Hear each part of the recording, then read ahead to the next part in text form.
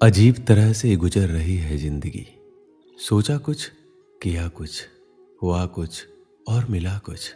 वक्त के साथ साथ बहुत कुछ बदल जाता है। लोग भी, रास्ते भी, एहसास भी और कभी कभी हम खुद भी। इस छोटी सी जिंदगी में बहुत ही बड़ा सबक मिला है। रिश्ते सभी से रखो, पर उम्मीद कभी किसी से मत रखना, क्योंकि धोखे ऐसे ही नहीं मिलते। लोगों का भला भी करना पड़ता है।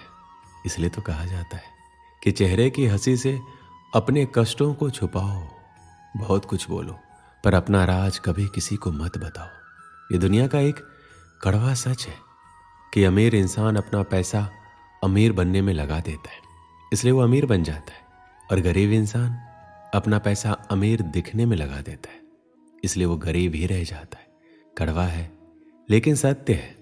जब बात किसी की अच्छाई की होती है तो सब खामोश रहते हैं, लेकिन जब बात किसी की बुराई की होती है तो गूंगे भी बोल पड़ते हैं।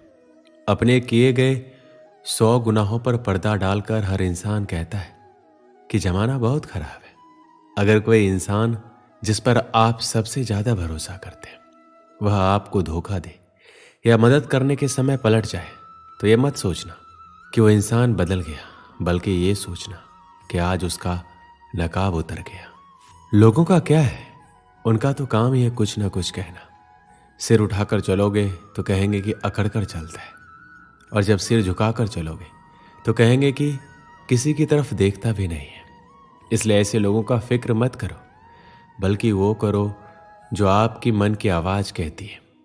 जन्म लेते समय तो हर बच्चा रोता है, लेकिन वही बच्चा समय आने पर हंसता है, मुस्कुराता है। ठीक ऐसे ही आज हमारे जीवन में दुख होंगे, परेशानियां होंगी, मुसीबतें भी होंगी, लेकिन याद रखिए आने वाले समय पर खुशियां आपके जीवन में अपने आप आ जाएंगी और आप फिर से मुस्कुराएंगे। आप हाथ की लकीरों का खेल समझ जाइए। लकीरें आपकी मुट्ठी में है, आपके काबू में है। अगर कोई आपके हाथ की लकीरें देखकर आपका भविष्य बताता है तो इसका मतलब ये नहीं है कि वह आपका भविष्य देख सकता है, बल्कि वह तो यह कहना चाहता है कि तुम्हारा भविष्य तुम्हारे हाथों में है। लेकिन लोग इस बात का गलत मतलब समझ लेते हैं।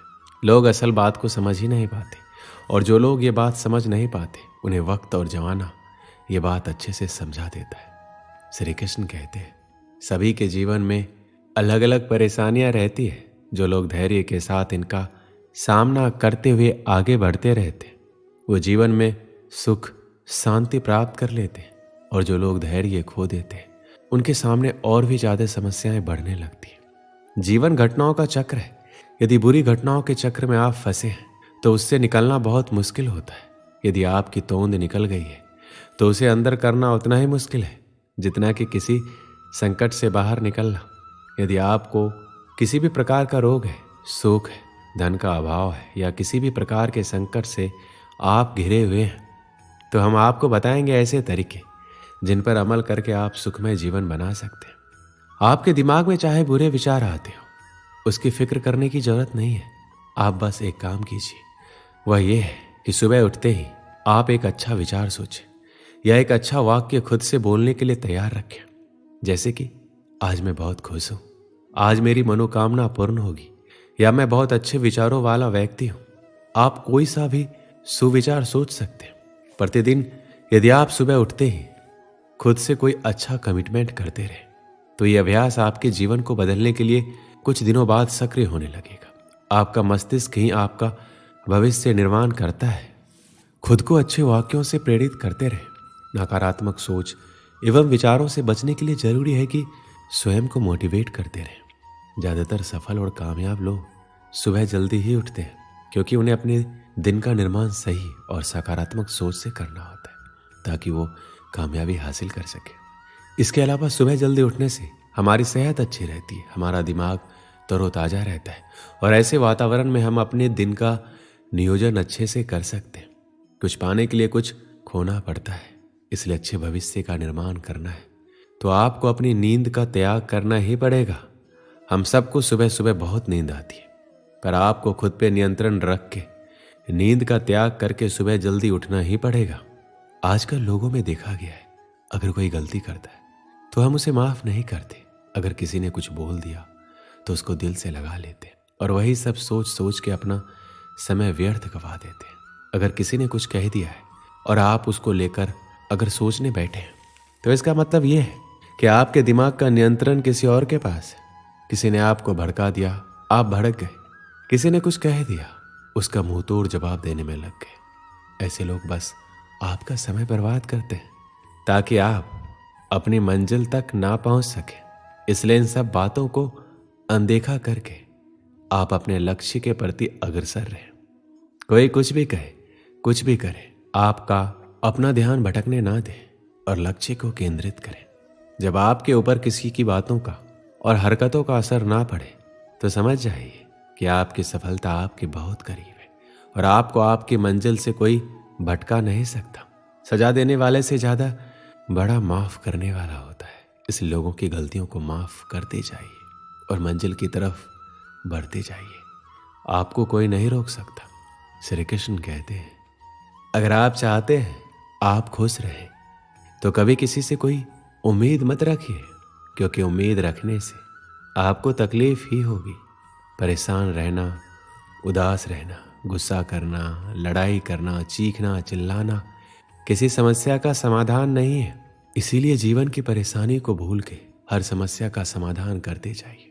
कहते हैं जहां समस्याएं उत्पन्न होती है समाधान भी वहीं होता है।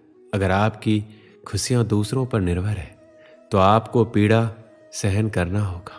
ये 100% सच है। आपकी खुशियां आपकी जिम्मेदारी है, ना किसी और की। मृत्यु जीवन की दुखद घटना नहीं है, बल्कि अपने अंदर से सीखने की इच्छा को मार देना दुखद है। इसलिए आपको जो पसंद हो वही कीजिए, जिस काम में आपकी दिलचस्पी हो।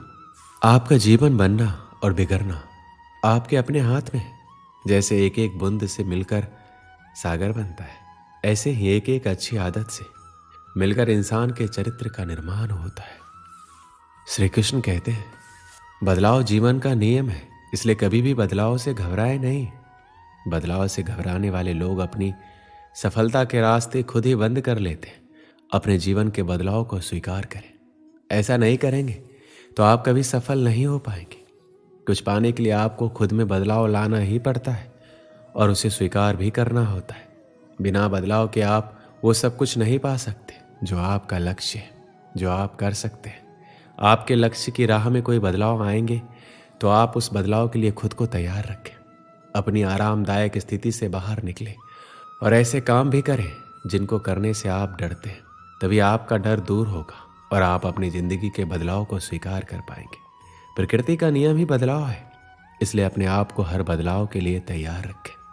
एक समय की बात है, एक पिता अपने छोटे बेटे की बुरी आदतों से परेशान था।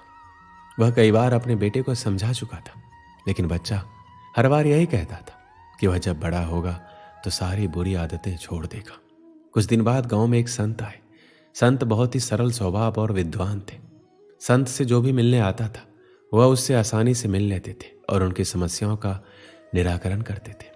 जब पिता को संत के बारे में पता चला तो वह भी उनसे मिलने पहुंचा और अपने बेटे की समस्या बताई। संत ने पिता से कहा, कल तुम अपने बेटे को मेरे बगीचे में भेजना। अगले दिन पिता ने अपने बेटे को संत के पास बताए गए बाग में भेज दिया। बच्चे ने संत को प्रणाम किया और दोनों बाग में टहलने लगे। कुछ देर बाद संत ने बच्चे को एक छोटा सा पौधा दिखाया और पूछा, क्या तुम इसे उखाड़ सकते हो? बच्चे ने कहा, यह कौन सी बड़ी बात है, मैं अभी उखाड़ देता हूँ। और बच्चे ने पौधा उखाड़ दिया। थोड़ी देर बाद संत ने बच्चे को थोड़ा सा बड़ा पौधा दिखाया, उसे उखाड़ने के लिए बोला। बच्चा खुश हो गया, उसे यह सब एक खेल की तरह लग रहा था। बच्चे ने पौधे को उखाड़ना शुरू किया। उसे थोड़ी ज्यादा ताकत लगानी पड़ी, लेकिन उसने पौधा उखाड़ दिया। इसके बाद संत ने बच्चे को एक पेड़ दिखाया और कहा कि इसे उखाड़ दो। बच्चे ने पेड़ का तना पकड़ा, लेकिन उसे हिला भी नहीं सका। बच्चे ने कहा, इस पेड़ को उखाड़ना असंभव है। संत ने बच्चे से कहा, ठीक इसी तरह बुरी आदतों को जितना जल्दी छोड़ दो उतना ही अच्छा रहेगा। जब बुरी आदतें नई होती है तो उसे छोड़ना आसान होता है, लेकिन आदतें जैसे पुरानी होती जाएगी उन्हें छोड़ पाना मुश्किल हो जाएगा। बुरी आदतों के कारण जीवन में दुख बढ़ता है, इसलिए आज ही बुरी आदतों को छोड़ दो। वो बच्चा इस बात को समझ चुका था। दोस्तों, इस वीडियो में बस इतना ही। मिलते हैं अगले वीडियो में। अपना ख्याल रखिएगा।